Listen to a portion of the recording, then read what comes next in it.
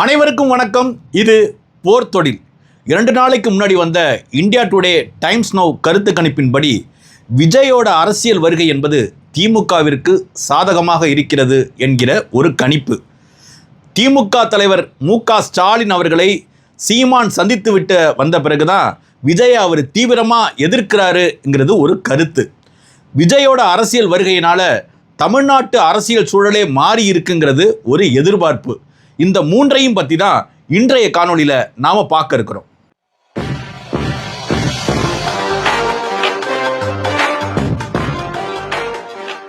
சென்ற வருடம் விஜய் முதல் மாநில மாநாடை விக்கிரவாண்டியில் நடத்தினத்திற்கு பிறகு விஜய் தமிழ்நாட்டின் ஒரு அரசியல் பேசுபொருளாக மாற்றப்பட்டார். ஊடகங்கள் மீண்டும் மீண்டும் விஜயோட அரசியல் வருகையை பற்றி தொடர்ச்சியாக பேசுபொருளாக வைத்து கொண்டே இருந்தன. பிறகு 2வது மாநில மாநாடு மதுரையில் நடந்த பிறகும் இது சம்பந்தமான விவாதங்களை ஊடகங்கள் தொடர்ச்சியாக தங்களது ஊடக பரப்பில் மேற்கொண்டிருந்தார்கள். இதற்கெல்லாம் என்ன காரணம்னா, சினிமா தளத்திலிருந்து யாராவது அரசியலுக்கு வந்தால் அவங்களை பற்றி தொடர்ந்து பேசி கொண்டிருப்பது இங்கே தமிழ்நாட்டில் இருக்கின்ற ரசிக மனப்பான்மையின் அடிப்படையிலானதுங்கிற கருத்து ஊடகங்களுக்கு வலிமையாக இருக்குது. இப்படி சினிமாவை சேர்ந்தவங்களை பற்றி ஏதாவது ஒரு செய்தியை சொன்னோம்னா அது பார்வையாளர்களை ஈர்க்கிற ஒரு விஷயமா இருக்குது. குறிப்பாக தமிழ்நாட்டில் இருக்கின்ற ரசிக மனப்பான்மைக்கு உகந்ததாக இருக்குங்கிற ஒரு பார்வை.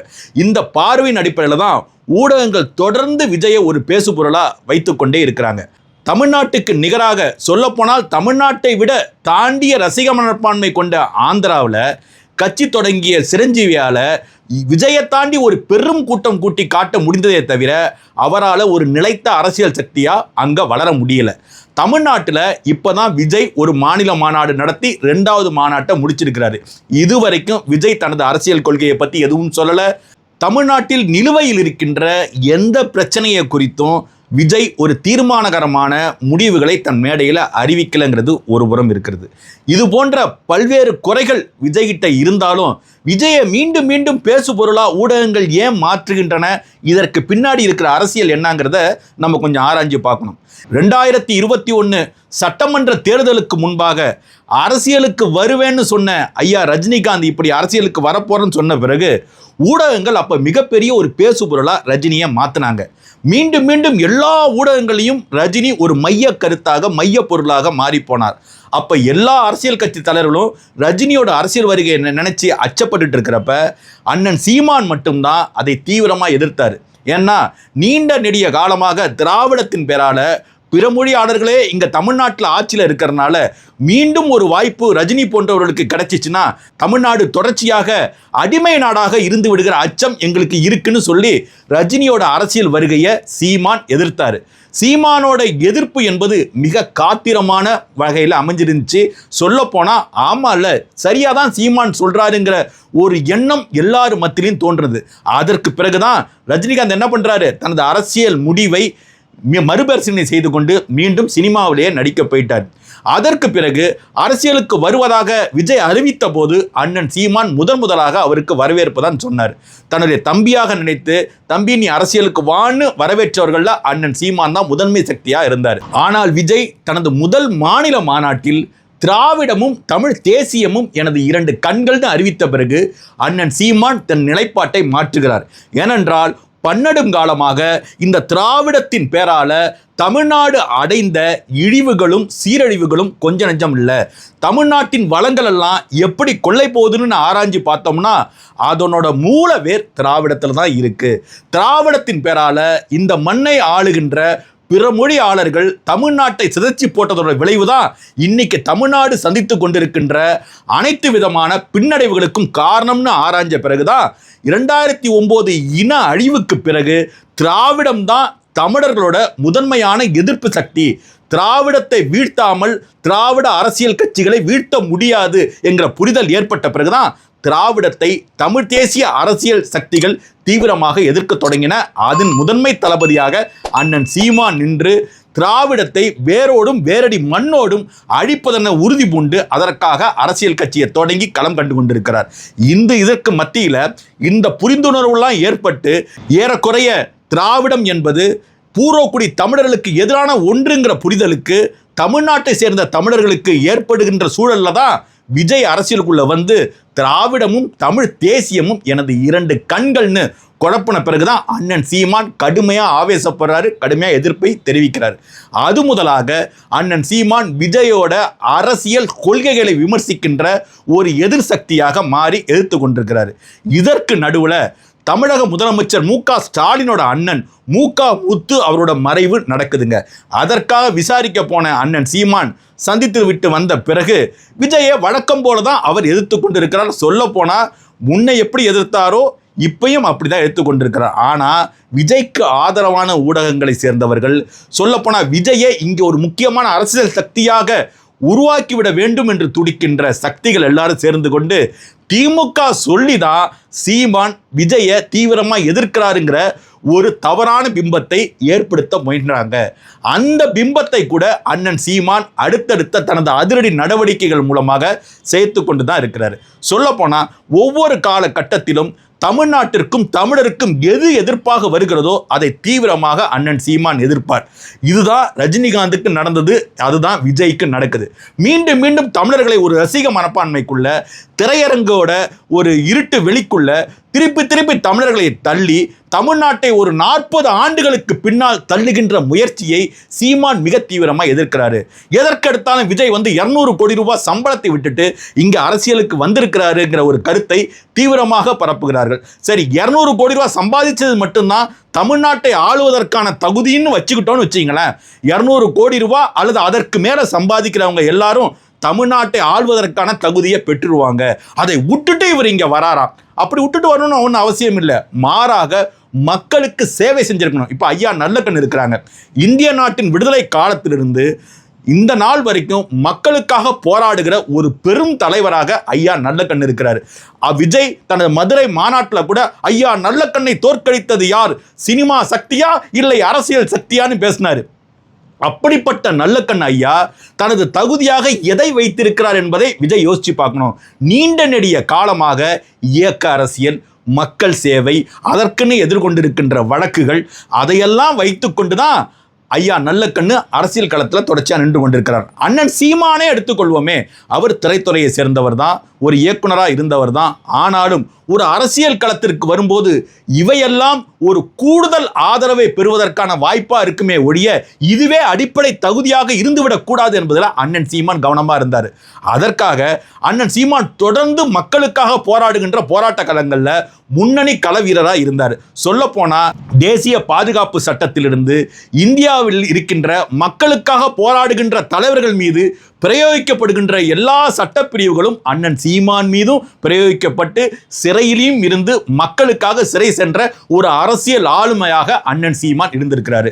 மீனவர் பிரச்சனையா இருக்கட்டும், மாணவர் பிரச்சனையா இருக்கட்டும், தூய்மை பணியாளர்கள் பிரச்சனையா இருக்கட்டும், எல்லா பிரச்சனைகளுக்கும் கூப்பிட்ட உடனே களத்தில் போய் நின்று அந்த மக்களோட கூட நின்று அந்த மக்களின் துயர் தீர்ப்பதற்கான ஒரு அரசியல் சக்தியா இன்னைக்கு நம்பிக்கை தரக்கூடிய மனிதரா அண்ணன் சீமான் மட்டும்தான் இருக்கிறார். ஆனால் விஜய்க்கு இது போன்ற வாய்ப்புகள் பல கிடைக்கின்றன. பரந்தூர் விமான நிலைய எதிர்ப்புக்கு மட்டும்தான் விஜய் களத்துக்கு போனார். மற்ற எதற்கும் விஜய் களத்திற்கு போவதில்லை. ஒவ்வொரு கூட்டத்திலையும் மாநாடு போன்று நடக்கின்ற கூட்டங்களில் மட்டும் ஆக்ரோஷமாக பேசி, வசனங்கள் பேசி, அதன் மூலமாக மக்களை கவர்ந்திடலாம், இந்த ஆதரவை தக்க வைத்திடலாம் என்று விஜய் நினைக்கின்ற மனப்பாங்கு இருக்கு பாருங்க. அது தமிழக அரசியலுக்கு மட்டுமல்ல, தமிழ்நாட்டின் எதிர்காலத்திற்கும் மிகப்பெரிய ஆபத்து. இது போன்ற ரசிக மனப்பான்மையால் கட்டப்படும் கட்சிகள் இருக்கு பாருங்க, இது சரியாக செயல்பட்டு கொண்டிருக்கின்ற அரசியல் கட்சிகளின் வளர்ச்சிக்கு மிகப்பெரிய ஆபத்தாக மாறுங்க. தமிழ்நாட்டில் எப்போதுமே திரைக்கவர்ச்சி என்பது மிக மோசமான விளைவுகளைத்தான் ஏற்படுத்தி கொண்டிருக்கிறது.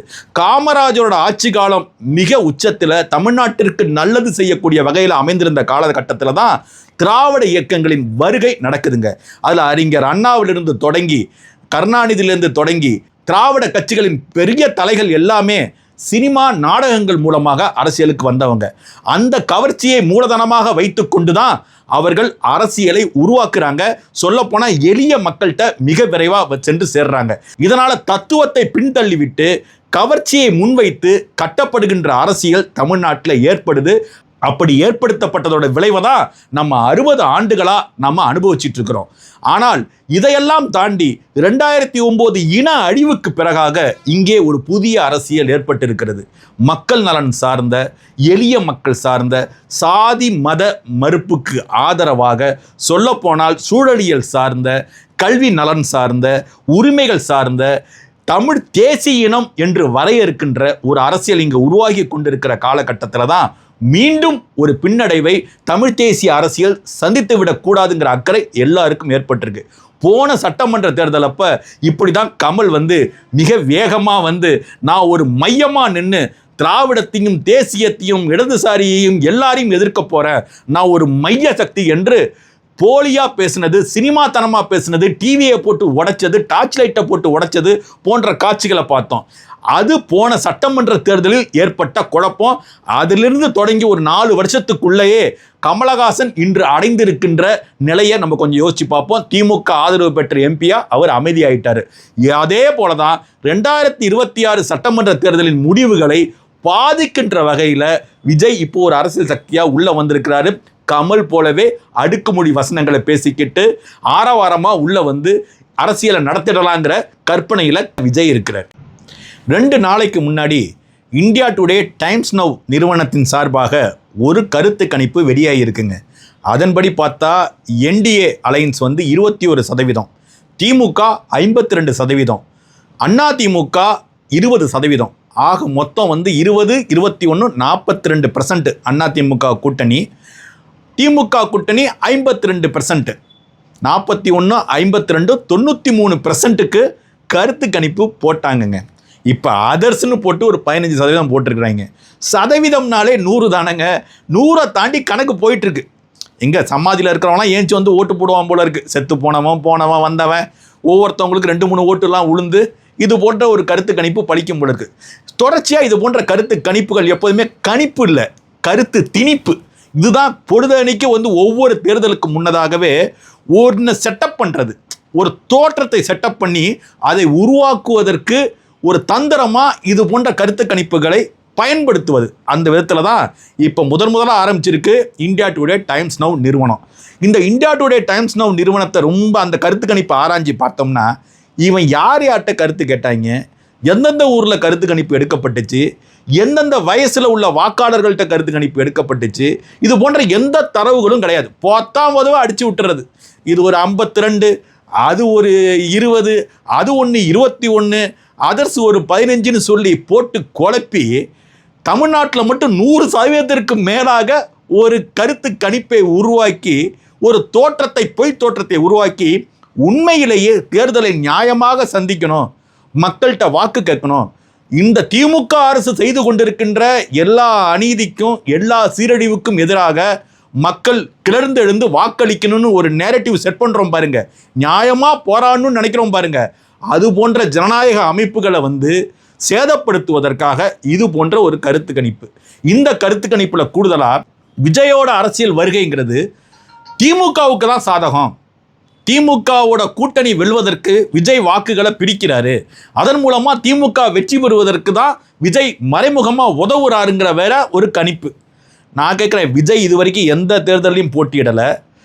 எந்த தேர்தலையும் போட்டியிடாத ஒருத்தவர் அவர் தேர்தலில் போட்டியிட்டால் திமுகவுக்கு தான் சாதகம், அவங்களுக்கு பாதகங்கிற மாரிலாம் ஒரு கருத்து கணிப்பு வெளியாகுது பாருங்க.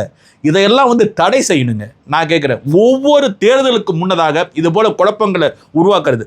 போன தேர்தல் அப்போ, பாராளுமன்ற தேர்தல் அப்போ நாம் தமிழர் கட்சிக்கு 4%, 5% அப்படின்னு ஜோசியம் மாரி வெளியிட்டாங்க கருத்து கணிப்பு. ஆனால் அதற்கு பிறகு நாம் தமிழர் கட்சி 8%க்கு மேலே வாக்குகளை வாங்கி அங்கீகரிக்கப்பட்ட அரசியல் கட்சியாக மாறி நின்றுச்சு.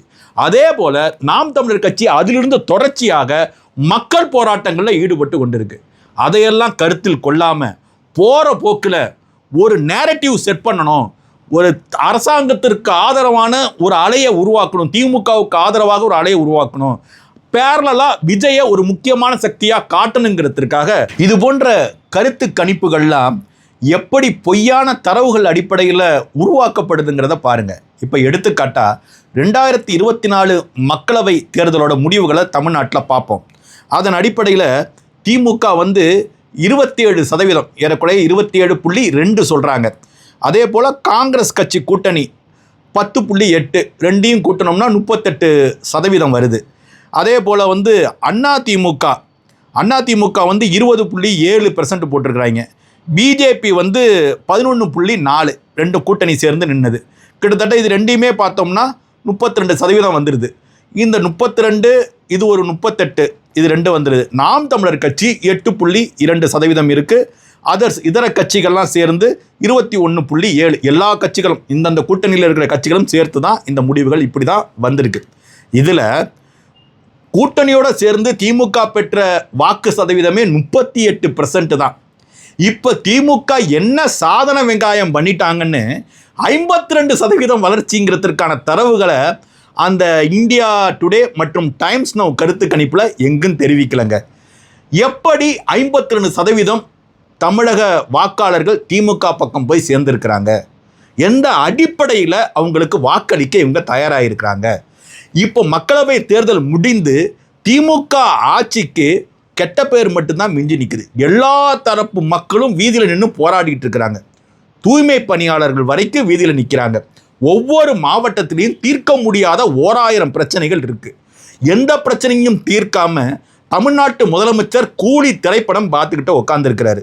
இந்த லட்சணத்தில் இப்போ வந்து 52%, இதை திமுகவே நம்ப மாட்டாங்கிறது ஒரு பக்கம் வச்சுப்போம். இது போன்ற கருத்து கணிப்புகளோட நோக்கம் என்னவா இருக்கும்னு நினைக்கிறீங்க? எப்போதுமே ஆளுங்கட்சியை பெருசாக காட்டுறது மற்றும் ஊடகங்கள்லாம் சேர்ந்து எந்த அரசியல் வலுவும் தத்துவ புரிதலும் இல்லாத விஜயை ஒரு ஆளுமையாக காட்டுறது. இதை 2 நேரட்டிவும் செட் பண்ணுறதுக்காக இது போன்ற கருத்து கணிப்பு இல்லைங்க, கருத்து திணிப்பு. எப்படி இருந்தாலும் 2026 தேர்தல் நடைபெறதான் போகுது. இந்த தேர்தல் நடைபெறுவதற்கு முன்பாக பல்வேறு அதிரடி திட்டங்களை அண்ணன் சீமான் வைத்திருக்கிறார். மரங்களின் மாநாடை இப்போ நடத்தி முடிச்சிருக்கிறார்.